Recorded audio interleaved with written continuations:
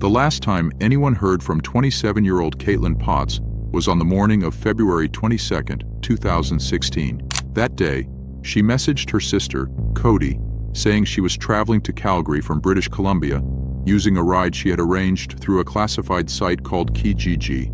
Then, silence. Days passed, and no one heard from Caitlin. Concerned for her safety, her family filed a missing persons report on March 1st. Caitlin's life had been anything but easy. A member of the Samson Cree First Nation in Alberta, Canada, she had spent much of her childhood in foster care, despite her mother Priscilla fighting desperately to get her 4 children back. Throughout the years, Priscilla visited them regularly, taking them on trips to the lake, sharing family dinners, trying to hold them all together. Despite her challenging upbringing, Caitlin was described by loved ones as bubbly and outgoing. She kept in regular contact with her family, enjoyed dinners with them, and often attended church alongside them. More than anything, she was a devoted mother to her young son. She talked about him non-stop. But Caitlin also had struggles, and one of them was her on-again, off-again relationship with 41-year-old Jason Hanwick, a man who had been abusive toward her more than once. Her family remembers it all too well. Sometimes Caitlin would show up to visit her siblings, covered in bruises and crying. Her sister Cody recalled, "One time she called me crying, hiding in the bathroom, saying he was outside and was going to kick the door in." That same day, Jason was arrested. Caitlin sought refuge at a women's shelter, where she enrolled in school and got a job at Tim Hortons. By the time she went missing, she had moved out of the shelter and was living with a roommate she met there. She was also back on good terms with Jason. For reasons that remain unclear, Caitlin was not officially added to the RCMP's missing persons list until late March. 3 months later, in June 2016, Priscilla took matters into her own hands, reaching out to Indigenous groups in British Columbia to organize a search for her daughter. Volunteers combed through areas of Enderby, where a witness believed they had seen Caitlin, as well as Maple Lake, Grindrod, and parts of the Shuswap River, where police say she was last seen. They knocked on doors, passed out flyers, but no answers came. Then, in April 2017, the RCMP released something new: CCTV footage of Caitlin. She was last seen entering Orchard Park Mall in Kelowna, British Columbia, at around 1:30 p.m. on February 21, 2016, just one day before her final message to Cody. In the footage, she wears a black jacket, light-colored trousers, black winter boots, carrying her phone and a brown leather handbag. Investigators hoped releasing the footage would jog someone's memory. Maybe someone saw her that day and didn't realize who she was. Around the same time, police made a chilling statement. They suspected foul play. They had no evidence that Caitlin ever made it to Calgary. In fact, they had no proof that she left the region at all. In May 2017, Jason Hanwick stood trial, not for Caitlin's disappearance, but for an earlier assault against her at a hotel in Edmonton in 2014. He was convicted of assault with a weapon and violating conditions of recognizance. 2 other charges were dropped. Years later, in 2023, Jason spoke to Global News. He insisted that while he was a friend of Caitlin's, he was not her boyfriend. "When I met her, I had just broken up with the mother of my children. I was feeling really lost in life. I was lonely," he said. He also made a shocking claim that Caitlin was working as an escort at the time she vanished. As for the assault charge, Jason said Caitlin had been at the hotel alone when she called him, claiming that men had stolen her handbag. According to him, the hotel was a crime hotspot, and Caitlin was in debt to some drug dealers. "She flipped it on me and told me if I didn't pay the money to these guys, she was going to have me beaten up. That's what led to the altercation between her and me." Jason claimed that after Caitlin disappeared, police contacted him, asking where she was. He invited them to search his home, saying, "I didn't want people saying I was trying to cover anything up." Investigators searched his residence with cadaver dogs, forensics teams, drones, and helicopters. They even tore apart the interior of his vehicle. They found nothing. Over the years, the RCMP has investigated 25 tips and followed hundreds of leads, but Caitlin remains missing. But Caitlin's case? Still unsolved. Caitlin Potts was 27 when she disappeared from Enderby, British Columbia on February 22, 2016. She is described as an indigenous woman with brown eyes and long black hair with blonde streaks. She is 5 feet 3 inches and weighed around 150 pounds at the time of her disappearance. She has connections to Kelowna, Salmon Arm, and Enderby, all in British Columbia, and she is still missing. At around 7:30 p.m. on the night of November 2nd, 1996, 16-year-old Damien Nettles and his friend, Chris Boone, attended a small party in East Cowes on the Isle of Wight. It wasn't a wild gathering, just 3 couples, with Damien being the only one there alone. Chris later recalled that Damien wanted to leave because he was bored, but Damien's brother suspected there was another reason. He believed Damien was looking to buy marijuana that night. At approximately 9:30 p.m., the 2 friends left the party, taking the ferry back to West Cowes. On the way, they stopped to buy cider. According to a 2007 police report, between 9:30 p.m. and 12:06 a.m., Damien tried to enter several local pubs but was repeatedly turned away. He was tall, 6 feet, so he often had no trouble convincing bouncers he was old enough to drink, but Chris wasn't so lucky. He was usually left waiting outside. That night, Damien was reportedly looking for his older sister, Sarah. A second witness confirmed this, but his mother, Valerie, was confused. She knew that Sarah was in Portsmouth.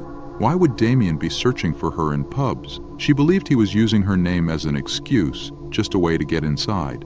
At 10 p.m., Damien was caught on CCTV inside a fish and chip shop called Yorkie's on the High Street. He and Chris left without buying anything.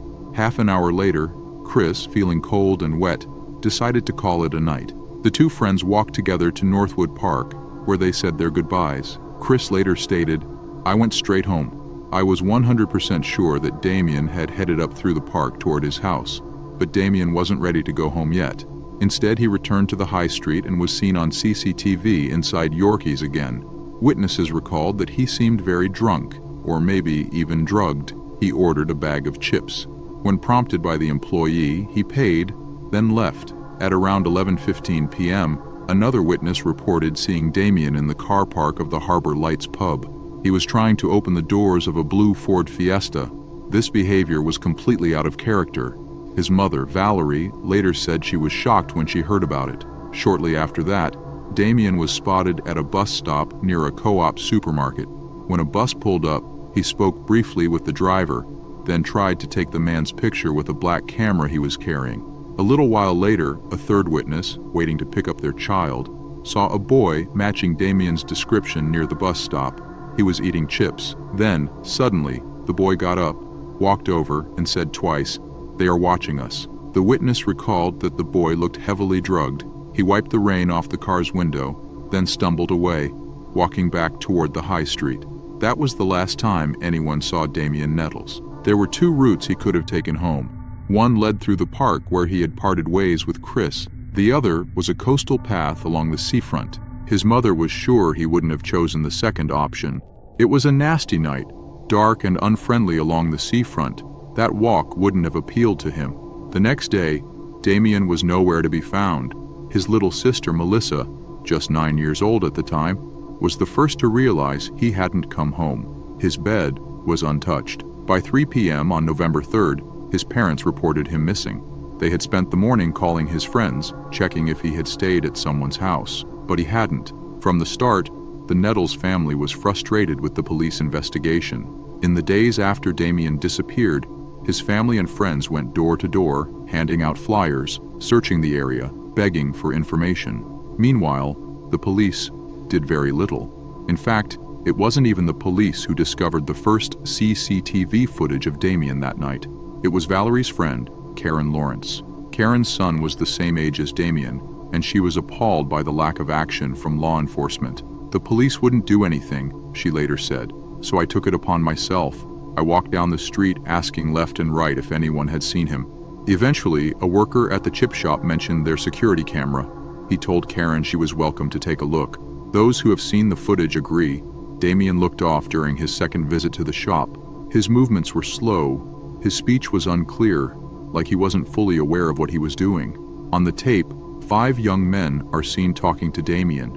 Everything appears friendly, but his family found it suspicious that these men weren't interviewed by police for years. Karen believed investigators had tunnel vision. She later said, The whole time, the police insisted he must have gone into the water, but I never believed that.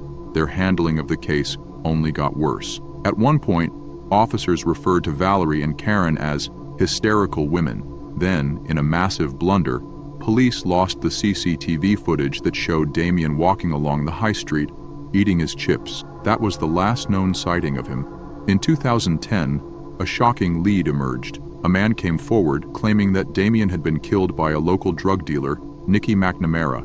He said Damien and McNamara had argued over marijuana, and in a fit of rage, the dealer had hit him, killing him by accident.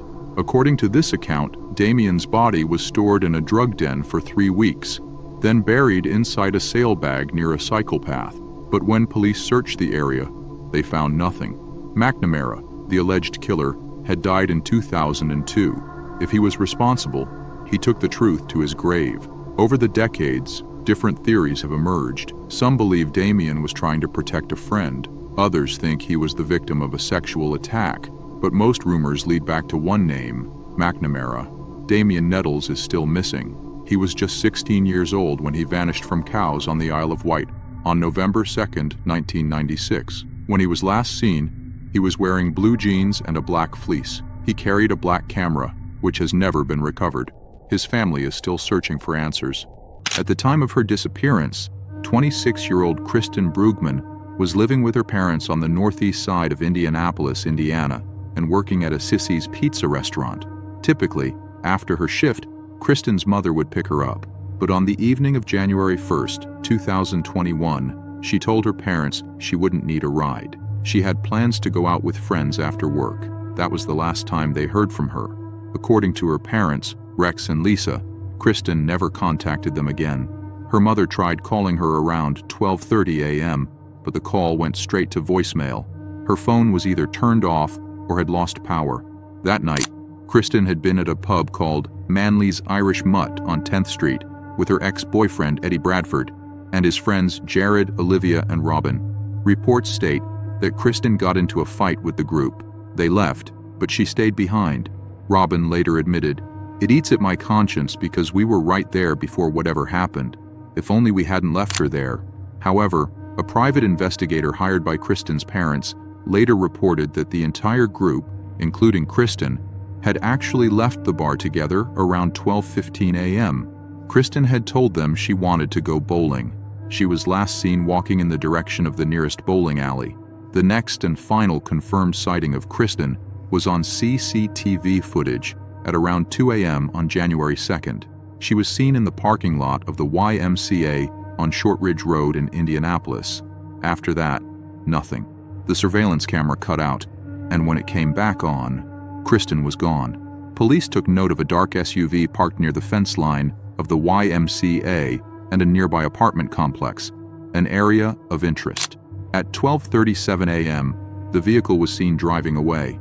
To this day, the car has never been identified, and it remains unclear whether it was connected to Kristen's disappearance. Investigators believe Kristen may have hopped the fence into the apartment complex, and that something happened to her there.